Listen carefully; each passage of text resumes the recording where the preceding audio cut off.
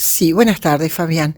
Se acerca otro 20 de mayo y como desde hace 29 años esta va a ser la 29 Marcha en Silencio, salimos nuevamente a la calle. Es un momento de recordación y de lucha.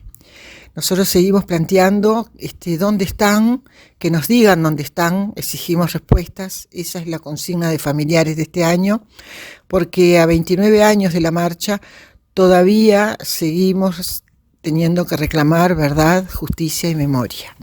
En ese sentido, el día 20 de mayo, que es el próximo lunes, a las 18 horas, nos estaremos concentrando en la plaza, como ya desde hace varios años, y realizando la muestra fotográfica.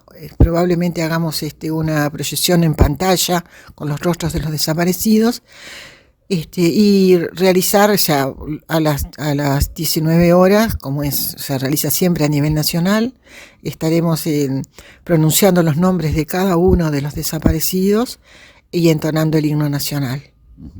Isabel, abordemos un poco el tema relacionado a esta historia. Desde el punto de vista institucional están faltando respuestas, ¿no? Hola Fabián, buenas tardes a todos. En realidad recién tú mencionaste la historia reciente y con respecto a ello yo tengo una posición particular, ya no es una historia reciente. Estamos hablando de casi son 50 años del golpe de Estado y que de alguna manera esto que estaba mencionando Paula tiene que ver con ese golpe de Estado y con ese Estado que no se hizo responsable de los delitos cometidos durante la dictadura militar en este país y en Latinoamérica, porque no podemos dejar de recordar que este es un hecho que no es exclusivo del Uruguay, sino que tiene que ver con América Latina y las dictaduras de la década de los 70, en el siglo pasado. Estamos hablando del siglo pasado, siglo XX. No es una historia reciente, es una historia donde hay documentos, donde se ha dado la desclasificación de los documentos por parte del FBI, la CIA, que comprueban realmente que hubo terrorismo de Estado en nuestras naciones, digamos, pueblos fronterizos. Y desde el punto de vista de la historia, yo creo que lo más importante es rescatar la memoria colectiva de los pueblos. Y en este caso, el 20 de mayo, es elegido por los familiares, madres, familiares de desaparecidos, porque particularmente tiene que ver con la muerte de dos grandes referentes de ese periodo, que es Selmar Michelini y Héctor Gutiérrez Ruiz. Ambos tuvieron que exiliarse después de aquella noche del 27 de junio del 73. Una vez clausurado el Parlamento, se huyen a Buenos Aires. Y es allí donde 2 años después van a ser ejecutados un 20 de mayo. Entonces, 2 días después se toma conocimiento, hay documentos que digamos avalan esto que yo estoy diciendo. Se encuentran sus cuerpos asesinados junto a otros compañeros de lucha en aquel momento. No, por eso digo, eran 2 referentes políticos del Uruguay. Un senador que ya formaba parte del Frente Amplio, como Selmar Michelini, y otro que formaba parte del Partido Nacional, que luego de esto tuvo que ser necesario decir que ya no era más del Partido Nacional para no, digamos, entre comillas, manchar el Partido Nacional con el nombre de Héctor Gutiérrez Ruiz. Y a mí me parece que eso es muy doloroso y la gente lo tiene que saber y la historia tiene que reivindicar en la memoria de los pueblos estas cosas. ¿Por qué el 20 de mayo? Bueno, porque ahí fueron asesinados Héctor Gutiérrez Ruiz y Selmar Michelini. Se elige por esa razón. Y en tu condición... En el caso de Héctor Gutiérrez Ruiz, era el presidente de la Cámara de Representantes en ese momento, en el momento en que se dio el golpe de Estado y en el momento en que tuvo que exiliarse. Y más allá de eso, han pasado muchos años de las personas desaparecidas, donde también el terrorismo de Estado no se detuvo ante nada, porque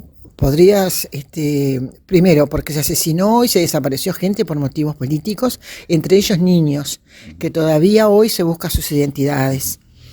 Es un problema como de responsabilidad del Estado. Y es necesario, porque además, a medida que pasa el tiempo, esos 50 años, como mencionaba Isabel, el tiempo va pasando, los familiares van falleciendo y se sigue sin respuestas. Y por otra parte también se percibe cierto grado de resignación, digamos, sobre este tema. No sé si de resignación, pero sí de tergiversación de los hechos y fundamentalmente desde los poderes políticos. Durante todo el año pasado, al cumplirse los 50 años del golpe, estuvimos viendo un poco posturas de revisión de la historia. Acá planteando la teoría de los dos demonios, cuando en realidad el golpe de Estado fue contra el pueblo desarmado, o sea, los grupos que había de la lucha armada ya habían sido detenidos en el año 72 y a partir del año 73 con el golpe de Estado se desató el terror sobre el pueblo uruguayo y ahí fueron miles y miles de uruguayos y uruguayas que por el solo hecho de estar contra la dictadura fueron a la cárcel, fueron al exilio o fueron entre ellos 197 uruguayos desaparecidos. Esto ya está contenido en los libros. Usted hacía referencia precisamente a la historia misma y al tiempo de la historia, a que no se trataba de una historia, no se trata de una historia reciente, pero esto ya está en los manuales de historia de los cursos que se dictan en la enseñanza uruguaya, profesor.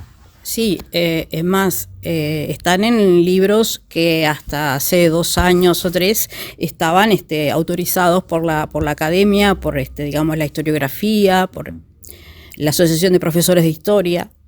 Estos temas se trabajaban en las aulas. Ahora, con la reforma educativa, se plantea también una reforma de planes. En lo que se refiere por ejemplo, a los planes de historia específicamente, se saca el concepto de terrorismo de Estado y, como decía Paula, se vuelve a la teoría de los dos demonios. Cuando en realidad yo creo que la historia que pasó en nuestro país tenemos que verlo en un contexto latinoamericano en el que está la Guerra Fría, ¿no? Y no podemos aislarlo de lo que pasa en Argentina, de lo que pasó en Chile, de lo que pasó en Brasil y en Centroamérica. Digo, todo está ligado, entonces no es hablar de dos demonios, ¿no? Sino de lo que efectivamente hubo. Y a veces me gusta comparar nuestro país con Sudáfrica y con lo que fue Mandela, ¿no? Un perseguido, lo que fue el apartheid, y que luego vuelve y se vuelve el líder de su pueblo y va a la presidencia. Y en eso y allí también hubo un terrorismo del Estado, ¿no?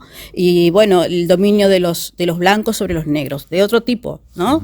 Pero, a ver, nosotros no somos una isla. Estamos unidos al resto del mundo y todo lo que afecta al mundo nos afecta directamente a nosotros. Eso no lo podemos olvidar cuando encaramos un tema, sobre todo como tan delicado.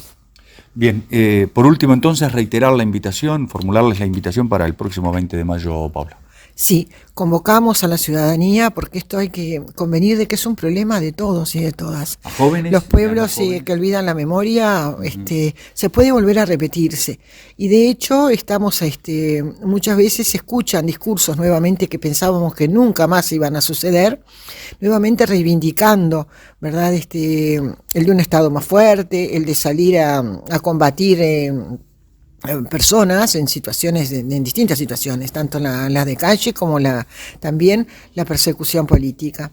Entonces seguimos apelando y promoviendo la verdad, la justicia y el nunca más, y en ese sentido llamamos a la plaza a que nos acompañen el día 20, el lunes 20 a las 18 horas.